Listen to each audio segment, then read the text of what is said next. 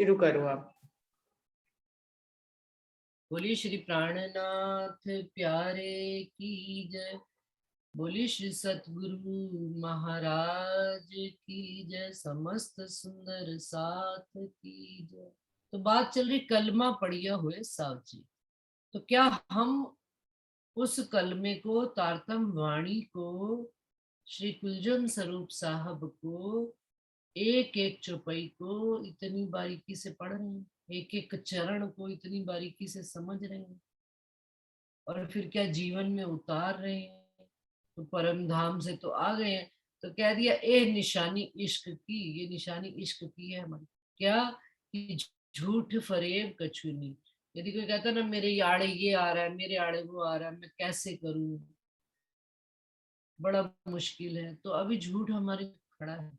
जाके असल अर्श में तन, जिनके परम धाम में तन खड़े हैं, जिनके परम धाम में असल तन है, उनकी निशानी ये इश्क है। और उनके आड़े फरेब झूठ कभी आ सकता नहीं। इश्क नाम अर्श से खेल में लाए मोहम्मद। और तो और संसार में इश्क का नाम भी नहीं था। प्रेम नाम दुनिया में ने ब्रह्म सृष्टि ले आई इत। तो कैसे आया इश्क? इससे पहले जितने भी अवतार हुए थे, संसार में किसी ने भी प्रेम और इश्क की खबर नहीं दी थी। सबसे पहले इस 14 लोक में राजी महाराज ब्रज में कृष्ण के तन में आए, श्री कृष्ण जी के तन में। और वहां पर उन्होंने दुनिया में 14 लोक में प्रेम का संदेशा दिया। और फिर जागनी के ब्रह्मांड में इश्क नाम अर्श से खेल में ले आए मोहम्मद। जो इश्क नाम भी है ना, मोहम्मद श्यामा जी लेकर आए हैं इस संसार में। अब यहाँ पर मोहम्मद वो नहीं है मोहम्मद साहब, ये है रूह अल्लाह श्यामा जी, जो इस संसार में लेकर आई है। एक क्या जाने नस्ल आदम, जो खाकी बुत सबरत।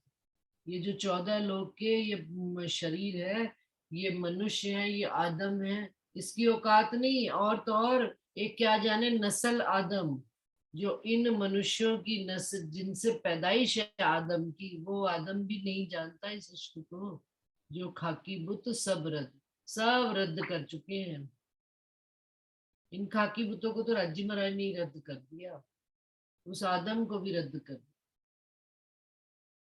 तो फिर ये इश्क कौन ला सकता है? वो लाए हैं हमारी आप साक्षात श्यामा महारानी, हमारी सुभान। उन्होंने इस संसार में इश्क का नाम लिखा है, क्योंकि हम स्वरूप ही इश्क के हैं। तो जो जो जिस चीज को जानता है, जिसने जो चीज खाई पी है, वही तो उसका स्वाद जानता है। और वही तो बता पाएगा। जिसने खाया नहीं, जाना नहीं, आचार नहीं किया, व्यवहार नहीं किया, वो कैसे करेगा? तो जो उस घर के रहने वाले हैं, वही इस संसार में उस बात को लेकर आए हैं। ये जाने अरवाहे अर्श की, जिनकी इश्क बिलात। ये क्या जाने पैदा कुल की, हक आशिक माशूक की बात। कहते हैं परम धाम से जो हम रूहें उतरी हुई हैं, इश्क बिलात। बिलात का मतलब क्या? इश्क के समूह से ही निकले हुए, इश्क के पुंज से ही निकले हुए, इश्क के सागर से ही हम सब इस संसार में आए हुए। ये पैदा जो पुण्य से हो जा, संसार जो बन गया है, ये आशिक और माशूक की बातें नहीं जानते। इन्होंने देखा देखी, रीस परीस में इश्क की बात तो करी है 14 ने। लैला मजनू, शीरी फरहाद, जूलियट, सीजर, सब हो गए। सबने किताबें भी लिखी हैं बड़ी बड़ी, लेकिन कोई जानता नहीं है। और जो किताबें भी धनी धनी के ही जोश से उन्होंने इस संसार में अपनी बात इश्क की कहलवा दी। किसी को खबर नहीं थी। जितने भी धनी ने ये जितने पैदा किए हैं इश्क की, जो आशिक और माशूक, ये हमको एग्जाम्पल देने के वास्ते पैदा किए। लेकिन जब ग्रंथों में बात चली, तो फिर सब ने कह दिया कि जो ब्रज की गोपियों में इश्क बसता है, वो कहीं और उनके मुकाबले में किस कोई एग्जाम्पल ही नहीं। क्यों? क्योंकि वहां पर भी ब्रह्म निस्वती थे, हम है, हम आए थे। तो ये बात कहते हैं, ये आग का आशिक माशूक की बात, ये 14 लोक के संसार की बस की बात नहीं है। अर्श इश्क हक हादी रूहे, या की दुनी न जाने कोई। दुनिया भी इनके बारे में कुछ नहीं जानती थी। इनके बारे में राजी, श्यामा जी, हम रूहे, परम धाम, इश्क कुछ नहीं जानती दुनिया में। इश्क अर्श सो जानही, जो कायम वतनी, जो उस घर अखंड परम धाम से आए हैं, वही अपने घर की नियामत इस संसार में लेकर आए हैं, वही अपनी नियामत की इस संसार में बात करते हैं, वही दुनिया वालों को बताते हैं, वही धनी के मुखमंडल की शोभा का वर्णन करते हैं, वही मोमिन एक दूसरे को बैठकर परम धाम के चप्पे चप्पे के बारे में वर्णन कर रहे हैं। बताओ क्यों? क्योंकि जो उस घर का है, मान लीजिए मैं अभी रतनपुरी होकर आई हूँ, या हम सब पन्ना जी जाते हैं, तो पन्ना जी से होकर आते हैं, तो कैसे परमधाम का नक्शा समझाने के लिए झट से पन्ना जी से मिलान करके बता दिया कि कैसे वहां पर देखो ऊपर जो रंग महल की शोभा कैसी आई है, जैसे गुम्मट जी की आई है पहलदार, कैसे उसमें पिलर्स आए हैं, जैसा वहां पर पिलर्स आए, ऊपर की शोभा कैसी आई है, वैसी आई है। तीसरी भौम की शोभा कैसी आई है, वहां पर धनी ने हमको बनाकर बता दिया। और तो और पांचवी भौम में जब सुंदर साथ पूछा करते थे कि पांचवी भौम में दीवार के अंदर ही कैसे बाथरूम बना हुआ है, तो तब एग्जाम्पल क्या दिया जाता था पन्ना जी का, कि यदि हम ध्यान से देखें तो गुम्मट जी की दीवार के अंदर भी बाथरूम है, लेकिन वहां तो उन्होंने बंद कर रखा है। बाईजूराज मंदिर में यदि हम ध्यान से देखें तो बाईजूराज मंदिर के अंदर भी दीवार के अंदर ही छोटा सा बाथरूम है। तो धनी ने सारी चीजें, मोमिनों ने ही यहाँ पर आकर उन चीजों का निर्माण भी मोमिनों ने ही किया। जैसा जैसा अनुभव करते गए वैसा वैसा यहाँ पर उन्होंने आकार खड़ा कर दिया। तो धनी का आकार भी यहाँ पर मोमिन ही खड़ा कर, उनके इश्क के स्वरूप से ही मोमिन भी यहाँ पर उनकी बात करते हैं। जो कायम वतनी होए, दुनिया 14 तबकों किन निर्णय करी न सूरत हक, तिन हक के दिल में बैठ के करूं जाहिर हक इश्क। अब इस 14 लोक में दुनिया तो इश्क को जानती ही नहीं थी। जब इश्क ही नहीं जानती तो इश्क के स्वरूप राज्जी महाराज के स्वरूप को कैसे जानेंगी, जहां से उत्पत्ति हुई है उस इश्क की। तो राज्जी के स्वरूप को भी ये दुनिया वाले नहीं जानते थे आज दिन तक। किसी ने निराकार कह दिया, किसी ने शून्य कह दिया, किसी ने ज्योति स्वरूप कह दिया, किसी ने कुछ कह दिया, किसी ने कुछ कह दिया, लेकिन असल स्वरूप तक कोई पहुंच ही नहीं पाया। तो वहां से आने वाला ही वहां की खबर हम मोमिन दे रहे, तीन हक के दिल में बैठ के। अब इंद्रावती जी कहाँ कह रही हैं, मैं कहाँ से धनी की शोभा का वर्णन कर रही हूँ, उन्हीं के दिल में बैठकर। सुंदर सा जी दो चीजें हैं, इस संसार में धनी हमारे दिल में आकर बैठे हैं, और परम धाम में और यहाँ पर भी अब हम धनी के ही दिल में बैठेंगे। दो अलग अलग अवस्थाएं हैं। एक है धनी ने हम पर फिदा होकर हमारे दिल में आकर उन्होंने आसन कर लिया, और एक है रूह इतनी उन पे फिदा होगी कि रूह धनी के ही दिल में समा, और धनी के दिल में समाकर उन्हीं का स्वरूप होकर उन्हीं की बात को वर्णन कर, वो है इंद्रावती, जो उनके स्वरूप में उनके ही दिल में बैठकर उनका ही एक रूप एक तन हो गई है, और उनके दिल में ही बैठकर करूँ जाहिर हक इश्क, और उनके दिल में बैठकर ही इस इश्क को और धनी को जाहिर कर रहे हैं।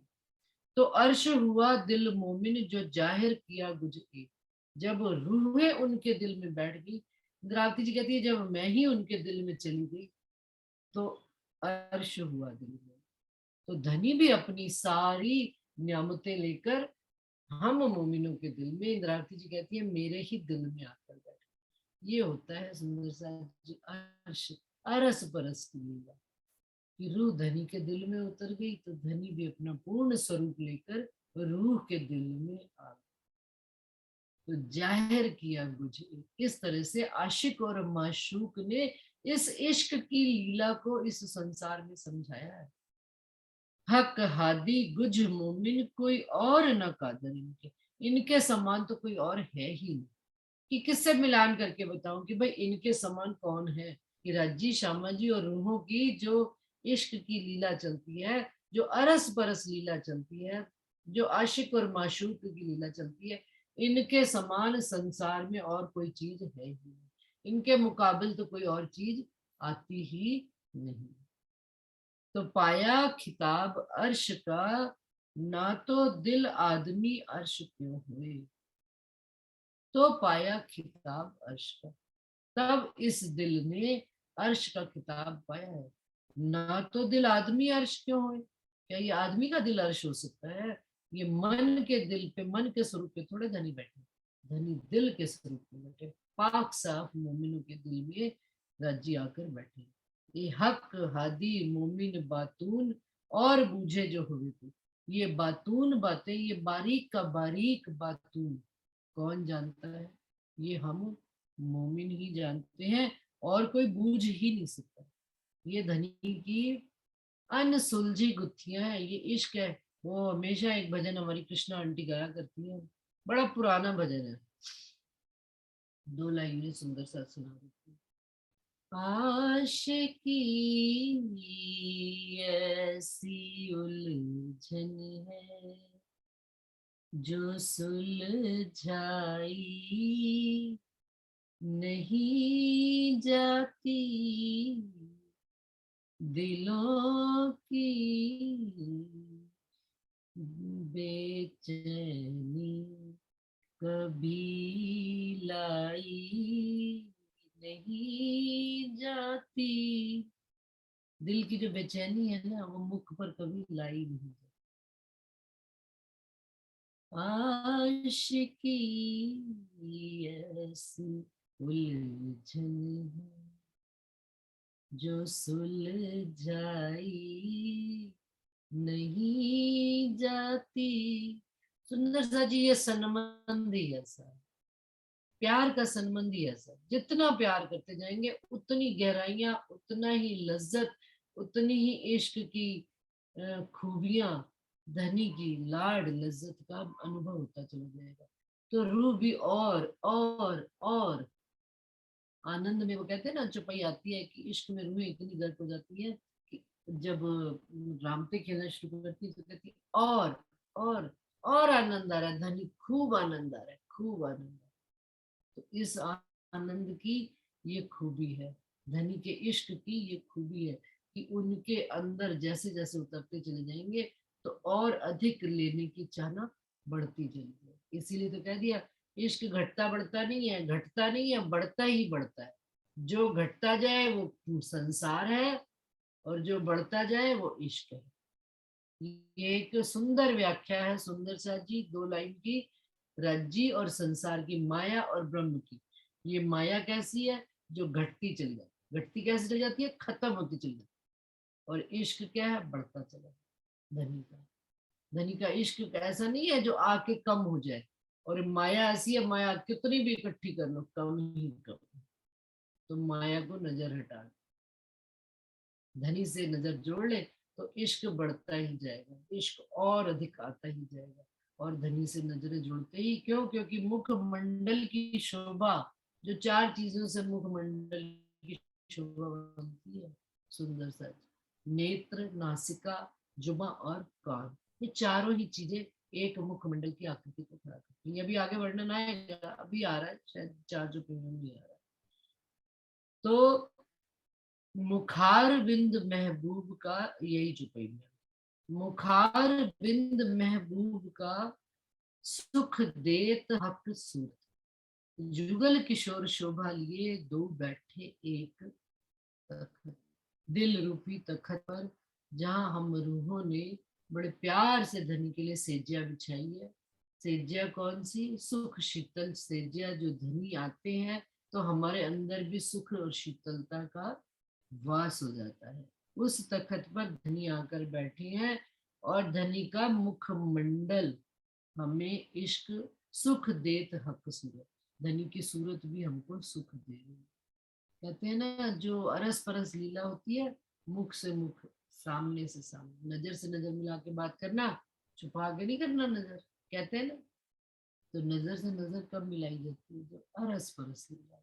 अब वक्त वो धनी ने हमको दिया है कि हम धनी से नजर मिलाकर बात करें, लेकिन कब? जब हमारी चाल भी वैसी, नजर तो तभी मिला पाएंगे ना। पता लगे हमारी चाल वैसी होती नहीं, नजर झुकी हुई, तो धनी का मुखमंडल क्या था? शर्मिंदे मुख, क्या धनी का मुखमंडल? ये तो इंद्रावती जी का ही है मुखमंडल, ऊंचा पाक साफ निर्मल। जो धनी से नजर मिलाकर बात कर रहा है, चाहे वो काल माया से योग माया के ब्रह्मांड में जाने की बात हो, या परम धाम में धनी के सामने एक आमने सामने बात करने का। देखो, वो तो इंद्रावती जी का मुखमंडल ऊंचा है, और धनी से अरस परस होकर धनी के मुखमंडल की शोभा को निहार रही है और सुख प्राप्त कर रही है। दो स्वरूप अति उज्ज्वल, कई जोत खूबियों में खूब, इश्क कला सब पूर्ण, रस इश्क भरे महबूब। धनी का मुखमंडल कैसा है सुंदर सा जी? सारी इश्क की कलाएं जितनी भी है धनी के मुखमंडल पर आकर जैसे टिक गई। सारी कलाएं जाती हैं, धनी के नेत्रों से निकल रही हैं, धनी के मुख से, जुबान से निकल रही हैं, धनी की नासिका से सुगंधी ही सुगंधी आ रही। सुगंधी किस चीज की आ रही है? धनी के इश्क की सुगंधी आ रही है। जुबान भी वर्णन कर रही है तो उस इश्क का वर्णन कर रही है, और नेत्र भी यदि कुछ दे रहे हैं तो इश्क ही इश्क दे रहे हैं। रस इश्क भरे महबूब। ऐसा लगता है कि धनी को तो जैसे किसी रस के सागर में डुबो के, धनी को इश्क के सागर में डुबो के धनी के मुखमंडल की शोभा को। नैन श्रवण मुख नासिका, चारों चीजें आनी। अगर ये कान ना हो सुंदर सा, चारों अंग गहरे गंभीर, अर्श आकाश सिंध तेज का, ताए चारों नहरे चलियां चीर। चारों नैन, श्रवण, नासिका और मुख, चारों अंग जो है ना गहरे हैं और बुझ है और गंभीर है। देखते हैं, सुनते हैं, खुशबू लेते हैं, तब मुख बोलता है। और हम संसार में पहला काम ही करो, मुख पहले बोल दो। अरे सबर ही नहीं कर दी, पहले फटाफट जवाब। देखो, ये तो संसार में ये सारी जितनी भी कहावतें ना, जितनी जुबा भी आई है धनी की आई है, देखो सुनो सोचो और फिर बोलो, ये सारी जुबा धनी की ऊपर से आई हुई है। संसार में जितनी भी बुद्धियां हैं सब धनी की देन है।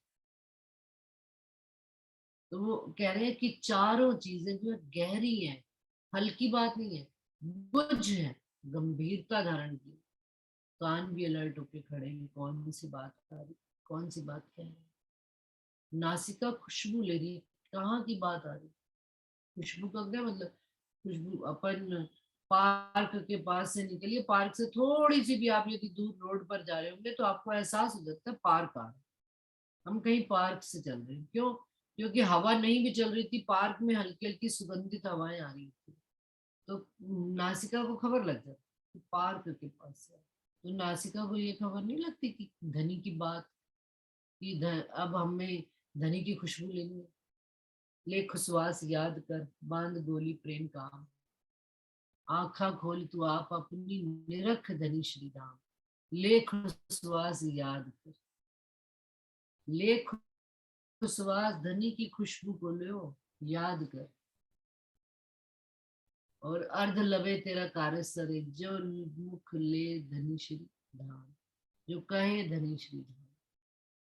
मुख तो आधा भी धनी का, अर्ध लवे से काम सर जाता है धनी का नाम लेने से। तो चारों चीजों का इतना गुण है। वो कहते हैं अर्श आकाश सिंध तेज का, परम धाम का जो सिंध है, वो कहते हैं आकाश फोड़ कर निकल रहा है, और ताए चारों नहरें चलियां चीर, और और चारों नहरें जो चारों अंगों से निकल रही हैं नहरें इश्क की, वो आकाश को फोड़ कर निकल जाती है। एक मुख के सुख में कई सुख, और कई सुख माहे नैनन, सुख केते कहूँ नैन अंग के, मुख गिनती न आवे बैन। कहते हैं यदि मैं नैनों के एक मुख के सुख में कई सुख, इस मुख के सुख में अनेक सुख छिपे हुए। बोलने का ही सुख नहीं है। आप देखिए किसी को अगर आपने मार मारनी है, कोल्ड वार कीजिए, मुख बंद करके कीजिए, पता लग जाता है कोल्ड वार चल रही है। नहीं बोल रहे हैं फिर भी उसको पता है। तो कहते हैं और कई सुख माहे नैन, नैनों में भी अनेक सुख है, खाली देखने का सुख नहीं है इसमें। कैसे? सुख केते कहूँ नैनन के, किसी को इग्नोर करना है, आप नैन मरोड़ के चले जाइए, तरेर के चले जाइए। किसी को तीखा, बच्चे को डांटना है, मुख से नहीं डांटना है, लेकिन उसको एक आंख दिखाई, 10 जने बैठे, एक आंख दिखाई, बच्चे को पता है।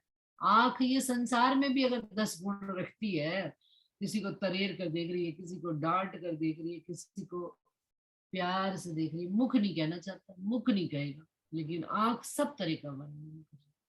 तो कहते हैं मुख गिनती ना आवे बैन, इस जुबा से इस नैनो का गुणों की वर्णन हो नहीं सकता। आंख देखती नहीं है, आंख प्यार भी देती है, आंख गुस्सा भी करती है, आंख लाड भी करती है, आंख में आह भी होती है सुंदर सा। और नैन तो इश्क ले भी लेते हैं सामने वाले से, कि सामने वाला मुझे किस प्यार से देख रहा है। ये आशिक और माशूक की बातें हैं, ये भाई कहने की बात नहीं। सुंदर साथ से दूर से नजर, क्या पुरुष और क्या स्त्री, मिलने की आवश्यकता ही नहीं है जाहिर में, देखा जाए तो। आपने नजर भर के उनको देखा, उन्होंने आपको नजर भर के देखा, हो गया काम। लेकिन इतनी जागृति होए तब बात करना, बिन जागृति के नहीं। और ये बातें कह देने पर भी सुंदर सा जी आरोप लग जाएगा, इसलिए कहना तो है ही नहीं, क्योंकि धनी ने क्या कहा, चुप, मुख को चुप रख के नैनों से सुख लीजिए, आंख बंद है तो नासिका सुन लीजिए। और यदि आप बिस्तर पे सो रहे हैं तो कानों में जो चारों तरफ बातें चल रही है उसका भी सुख लीजिए। कैसे दिखने में लग रहा है हम सो रहे हैं, लेकिन पूरी बात कानों में जा रही है, कान भी जागृत, धनी की बात। और संसार में कैसे जागृत है, निंदा कर लो जरा, हाथी के साथ मिलान किया गया है कि हाथी के कान इतने तेज होते हैं कि उसके गले में घंटा इसलिए बांधा जाता है कि उसके कान में निंदा ना सुनाई दे, निंदा सुनाई दी तो पगला जाएगा। तो हमें कौन सी पहन पाखर गज घंट बजाए, हमें धनी के प्रेम की पाखर बजा के कान किस चीज के लिए उत्सुक खुले रखने हैं, कि कहाँ पर मेरे धनी की बात हो रही है, कहीं मेरे से मैं वंचित तो नहीं रह जाती धनी की बात सुनने से। जो सुनेंगे वही मुख बोलेगा। अगर हम सुन रहे हैं ध्यान से दूसरे कमरे में भी धनी की बात, तो उठकर उस सुंदर साथ से क्या पूछेंगे, अरे यार ये तो अभी बात कर रहा था, किसके परम धाम में कौन सी जगह की बात है, मुझे तो समझ नहीं है। फोन में भी देख रहे हैं तो मोबाइल में अगर हम घर की बातें देख रहे हैं तो सारी वही चीज दिखेगी, सारे ग्रुप्स भी वही देखेंगे। तो वो कहते हैं एक सुख कहते कहूँ नैन अंग के, अंग जो आंखें हैं इनके भी मैं कितने सुख कहूँ, ये बैन शब्दों में आ ही नहीं सकते। श्रवण अंदर सुख क्यों कहूँ, जो सुख सागर आ रहा है धनी के। अब ये इन कानों की भी बात क्या कहूँ, जो मैं बात कह रही हूँ सुंदर सा जी, वो भी मेरे कान सुन रहे हैं। इतनी जागृति होनी चाहिए कि मैं, ये है कलमा पढ़िया हुए सावचेत, कि हम जो भी सावचेत होकर, अलर्ट होकर, जागृत होकर, जागते रहो का मतलब खाली दिमाग से जागृत नहीं, सब अंगों से जागृत हो, कि कलमा पढ़िए, श्रवण भी सुन रहे हैं कि मेरी अपनी ही मुख की बात हम सुने, हम क्या कह रहे हैं विचार तो करो, किसी को कौन सी बात कहनी है नहीं कहनी इस बात को तो सोचो, सुनो अपने कानों से। मेरे कान अपनी बात को सुनने के लिए सुंदर सा जी अलर्ट खड़े होने चाहिए, कि मैं कौन सी बात कह रही हूँ, ये बात किस संदर्भ में करनी चाहिए या नहीं करनी चाहिए, क्योंकि मेरे कान जीव के अंगों तक जा रही है और फिर आत्म के अंगों में जाएगी, तो वही चीज पल्लवित होगी। वृक्ष किसका, बोया बीज बबूल का तो आम कहाँ से हुए? सारी जिंदगी हमने गंदगियां करी, निंदा चुगला करी, और अब हम कहें कि हमारी सब चीजें पाक साफ हो जाए, कैसे? नहीं हो सकती, क्योंकि सावचेत होके कलमा नहीं पढ़ा है हमने। हमने अलर्ट होके नहीं पढ़ा है। कोई कहते तेरे कान ते मेरे तरफ ही लगे हुए नहीं। अरे तो क्या हो गया, लगे हुए हैं, आप धनी की बात करते हुए यदि सुन भी लिया तो मैंने क्या हो गया? हाँ मैं सुनती हूँ, मेरे कान अलर्ट हैं, ये कहना चाहिए। क्यों? क्योंकि धनी की बात हो रही है। लेकिन संसार की तरफ से हमें सुख तो नहीं चाहिए, वो तो बात सुनाई देती नहीं है। असल बात, चार कमरों के बाद भी अगर आप निंदा कर रहे हो तो उस व्यक्ति को सुनाई नहीं देती, मेरी निंदा करते पैसे, अरे भाई हमें यही फुर्सत पड़ी है। क्यों? क्योंकि अपने मन का चूर है। कोई दूसरा किसी की निंदा करता भी है, यदि मैंने गलती करी नहीं तो मेरे को क्या फर्क? आपकी नजर में है तो है, हमारी नजर में नहीं, धनी की नजर में नहीं, क्योंकि धनी की नजर से पढ़ रहे हैं ना सारी चीजें। कलमा पढ़ियो होए सावचेत, धनी की नजर से चाल भी चल रहे हैं, धनी की दृष्टि से चाल भी चल रहे हैं। दुनिया कहे तो कहे, कुछ भी कहे, तो कान भी हमें हमारी अपनी बात, इससे ज्यादा जागृति नहीं आ सकती कि हम क्या कहते हैं। श्रवण अंदर सुख क्यों कहूँ, जो सुख सागर आराम। दूसरे की बात तो तब सुन पाओगे ना, अहंकार में इतने हम अंधे हो जाते हैं, हमें अपनी ही बात नहीं सुन, हमें दूसरे की बात क्या सुनी। ये सुनाई दे जाता है वो मेरी निंदा कर रहा है, मेरा अवगुण निकाल रहा है। काश ये भी सोचा होता मेरा अवगुण निकाल रहा है तो कहते हैं वो आंगन कुटी छबाए, निंदक नियरे राखिए आंगन कुटी बनाए। अपने आंगन में ही कुटिया बना के रखिए जो निंदा आपकी करता है। केवल कहने भर के लिए हैं हम, व्यवहार में उतारने के लिए नहीं। कान हमारे इतने अलर्ट होने चाहिए कि कोई हमारी निंदा कर रहा है, हमारा अवगुण निकाल रहा है, मैं भी क्यों ना हूं इसमें। सुंदर सा जी, मैं बात जरूर कह देती हूँ कि धनी अपनी मेहर से कहलवा देते हैं बात, लेकिन क्या रहनी में हम सब इतने उतरे हुए हैं। तो कहते हैं श्रवण अंदर सुख क्यों कहूँ, जो सुख सागर आराम, क्यों निकसे रू इनसे ए अंग सुख श्यामा श्याम। धनी कौन से अंग से हमारे अंदर आ जाएंगे ये हमको पता भी नहीं लगेगा। कानों से अंदर बात जाए तो मुख से बाहर ना निकले, कानों से सुलाई जाए तो अंदर सीधी दिल में उतरे। अंग रूह अर्श की नासिका, ए बल जानत रूह को कोय, 14 तबक शून्य फोड़ के इतलेत अर्श खुशबू। क्या? अब जो रूहों की अर्श की नासिका है, अब ये संसार की नासिका नहीं है तो यहीं की सुगंधी लेती है, परंतु ये बल जानत रूह को, ये रूह का बल जो है ये कोई कोई ही जानती है नासिका में भी गुण कैसे होते हैं। आप ध्यान में बैठिए, चितवन में बैठिए, आपको पता लग जाता है क्या कि संसार के विचार है। नासिका खुशबू है। तारकम पढ़ना प्रारंभ कीजिए और तेजी से चलिए, निराकार निरा सब बंद है आपके, लेकिन वहां पर नासिका काम करिए। चलिए 14 तबक शून्य फोड़ के खुशबू लेते चलिए। कहाँ चल रहे हैं आप? जागृत अपने को कीजिए। इतलेत अर्श खुशबू, अर्श की खुशबू की कैसे लेंगे ये वर्णन में, ये जानिए, अनुभव कीजिए। बाकी के अंगों को शांत कीजिए, इस समय एक अंग को जागृत करिए, फिर धीरे धीरे क्या सारे अंग जागृत होने, फिर सारे एक्टिवेट हो जाएंगे। जब सब एक्टिवेट हो जाएंगे तो आप देखिए, आप 4G 5G 6G 9G कितने जी चलेंगे पता ही नहीं आपको। सारी गुण मिल जाएगी, धनी की तरफ जाओ, खुशबू मिले। यही बैठे बैठे पन्ना जी का सुख लीजिए। यदि यहाँ बैठे बैठे हम पन्ना जी का सुख ले सकते हैं तो क्या परम धाम का सुख नहीं ले सकते? यही बैठे बैठे एक माँ अपने बच्चे का दुख सुख जान सकती है। 14 लोग के एग्जाम्पल है सुंदर सा जी।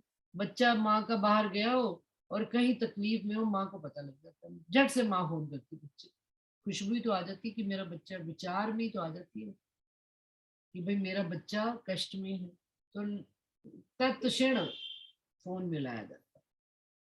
तो हमें खुशबू नहीं आती मेरे धनी के घर की कि मेरे धनी मेरे को नॉक नॉक कर रहे हैं, कि वो मुझे जागृत करने के लिए मेरे अंदर ऐसी ऐसी बातें उत्पन्न कर रहे हैं। तो फिर हम क्यों नहीं जागृत हो सकते? हमारी नासिका को भी खुशबू आती है सुंदर सा सब तरह, परंतु सुप्त जीव के अंदर कोई खबर नहीं है। ए बल जानत रूपों कोए, 14 तबक शून्य फोड़ के इतलेत अर्श खुशबू। ऐसा बल रू अर्श के, तो बल हक होसी किन विध। कहते हैं ये बल तो रूहों को राजी महाराज ने नेचुरली दिया है, उसके लिए कोई मेहनत नहीं करनी है, लेकिन अपना आपा अपना आप को भी तो पहचानना जरूरी है। रूह को पहचान है कि मैं धनी की धन्यानी हूँ, मैं धनी की अंगना नार हूँ, मैं साहिब की साहिबा हूँ। तो ऐसा बल रूह अर्श के रूहों, अर्श की रूहों के अंदर ये बल तो नेचुरल ही है, कुछ करना नहीं है उसके लिए। तो बल हक होसी के नविद। तो धनी जब अपना बल देकर हमको जागृत करेंगे, तब फिर वो बल कैसा होगा। ये बेवरा जाने पाक मोमिन, जिन हक अर्श दिल सुध। सुंदर सा जी चौपाई दोबारा सुनिए। ये बेवरा जाने पाक मोमिन, चौथा चरण ध्यान से सुनिए। जिन हक अर्श दिल सुध, सावचेत पढ़ियो, कलमा पढ़ियो हो सावचेत। जिनके दिल में ये सुध है कि हक धाम धनी अक्षरातीत की नजर मुझ पर है, और वो मुझ पर नित नई मेहमानियां करते हैं हमारी। हक करत मेहमानियां, मेहमानियां क्या होती है भाई? मेहमान आता है उसके लिए मेहमानियां की जाती है, नित नए व्यंजन रखे जाते हैं, लेकिन खा कौन पाएगा? जो मेहमान जो आया वही खा पाएगा। जिसको रोग लगा है, जो देख नहीं सकता, जो जिसके मुख में, जिसको डायबिटीज है, जिसको, वो तो कुछ खा ही नहीं सकता। ये सब रोग है संसार के। हमारे भी ये जितने गुण इंद्रियां संसार में लगे हुए, तो हमें मेहमानियां पता नहीं लगेंगी धनी की, कि धनी हमारी कौन सी स्वागत में कौन कौन सी नियामतें लेकर बैठे होंगे। कब पता लगेंगी? जब सारी चीजें जागृत होंगी, धनी से जुड़ी होंगी। नजर भी देखने में लगे, नजर भी ढूंढ रही है तो अपने धनी को, जुबान भी देख रही है तो धनी की बात करने को, नहीं बोलना नहीं बोलना, धनी की बात करेंगे। कान भी आतुर हैं धनी की बात सुनने को, नासिका भी खुशबू लेने को, सुंदर साथ से मिलने को। अभी हम गए तो वर्षा वगैरह सब मिले, वर्षा, उसकी छोटी बहन प्रीति, बड़ी बहन मम्मी, इतना दिल में खुशी हुई। जिनके बुद्धिदास जी महाराज जी के बारे में कभी जाना नहीं था, उनकी मम्मी ने हमको उनके बारे में भी बताया। शेरपुर वाले महाराज जी की छाया में ही उनके छोटे भाई कि बड़े भाई बुद्धिदास जी, मुझे बड़े भाई शायद बताया, छोटे भाई। वर्षा सुन रही है तो बताएगी उन्होंने कैसे कैसे प्रसंग सुनाए मुझे, मतलब अभी तक मेरे दिल में, कि देखो घर में कितना अंकुर जागृत उनके हुआ हो, कि छिपे हुए भी मोमिन हैं। ऐसा नहीं है जो संसार में जाहिर हो जाते हैं उन्हीं की महिमा।